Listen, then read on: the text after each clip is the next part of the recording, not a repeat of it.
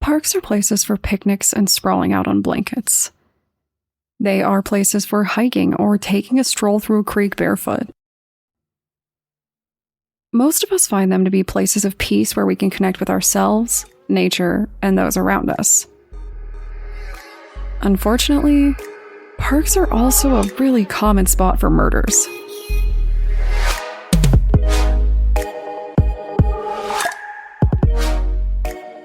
My name is Brienne, and I'm the host and creator of Among the Dirt and Trees, a show where we explore true crime cases that occur out in nature. In today's episode, we're going to discuss some true crime cases from parks that caught my eye.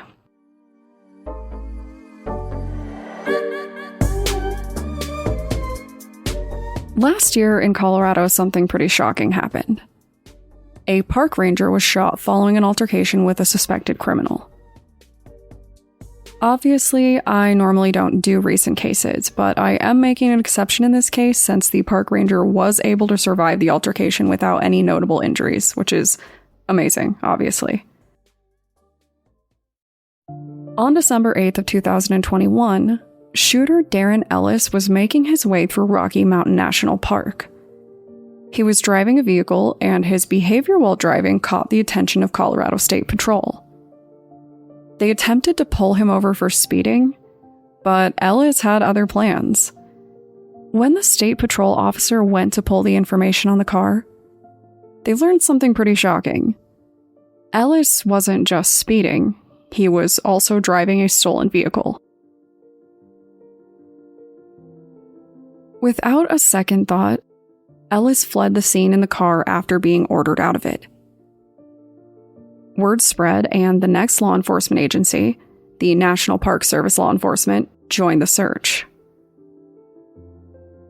One national park ranger managed to find the car and demanded that Ellis show his hands and exit the vehicle. In response, Ellis pulled out a gun and shot the ranger square in the chest. But this ranger got lucky. They were wearing a bulletproof vest that stopped the bullet from killing them. The ranger returned fire, and Ellis was successfully taken into custody. Ellis has now been sentenced to 23 years for attempting to murder a federal officer, and charges pertaining to the firearm. I think we sometimes forget that national park rangers are still law enforcement, even if they watch over a different kind of area and respond to different kinds of crimes. In this case, the officer used their training and managed to bring in the criminal.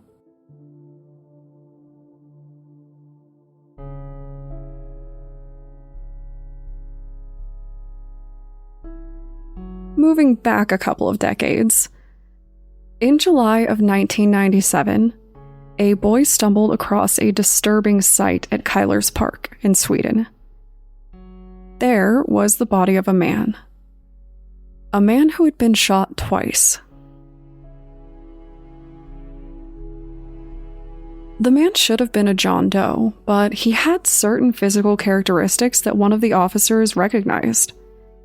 And with a little research, they were able to determine that the man was Josef Midor. At the time, police suspected that he was likely killed by someone who knew him. Josef was shot once in the chest and once in the head. This seemed pretty personal, which led police to investigate Josef's boyfriend. In this case, it wasn't the boyfriend, and police found themselves looking for another suspect. This was when a new tip fell right into their laps. The tip came from a local woman who claimed that her boyfriend killed Josef with a friend, and that he had bragged to her about it. She knew what had happened and even how to find the murder weapon, leading to the arrest of her then-boyfriend, a man named Vlad, and his friend, Jon Nudveit, who was in a Swedish metal band called Dissection, a band that he actually restarted after he was released from prison.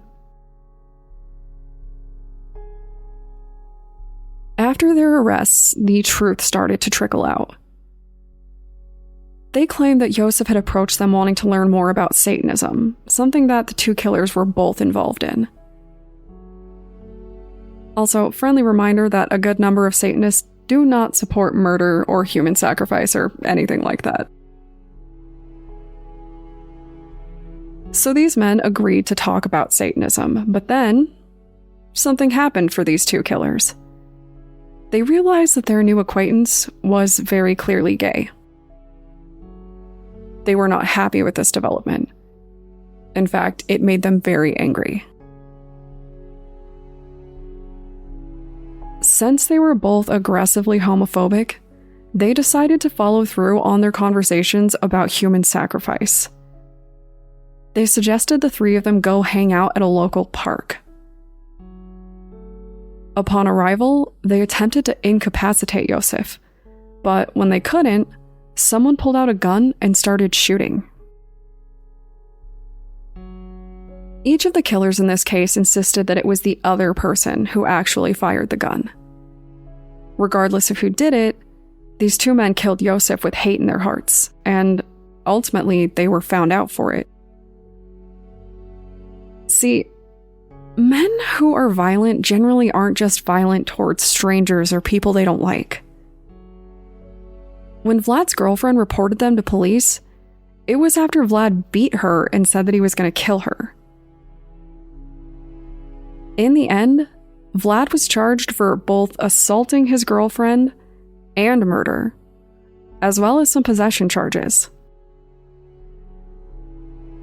Nutvite was charged as an accessory to murder and on similar possession charges. Ultimately, they were both charged in what was considered a hate crime as well, and sentenced to 10 years apiece. Eventually, they were released. Upon release, Nutvite recreated his band, up until he took his own life a couple of years after his release.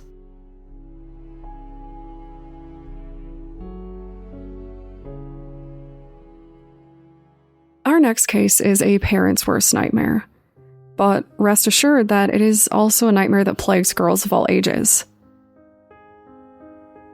In 1993, two friends, Jennifer Ertman and Elizabeth Pena, were heading home after a party. The girls, who were 14 and 16, had been given a strict curfew and warned about missing it. So when they realized they were cutting it close, they decided to leave the party and take a shortcut through TC Jester Park. What they didn't know was that a gang had claimed the park that night, and when the girls walked through, several members of the gang descended upon them. Elizabeth was grabbed first and dragged away. A lot of people note that Jennifer could have used that moment to run away, but she didn't. She desperately tried to help her friend. Unfortunately, there was nothing that she could do. They were two young girls against a whole group of men of different ages. Men that were a lot bigger than them.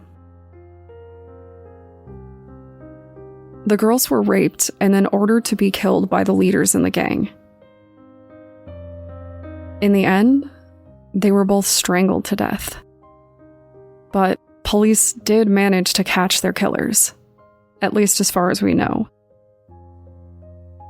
The gang members over the age of 18 were sentenced to death, and the ones under 18 were sentenced to life in prison, where they continue to serve to this day.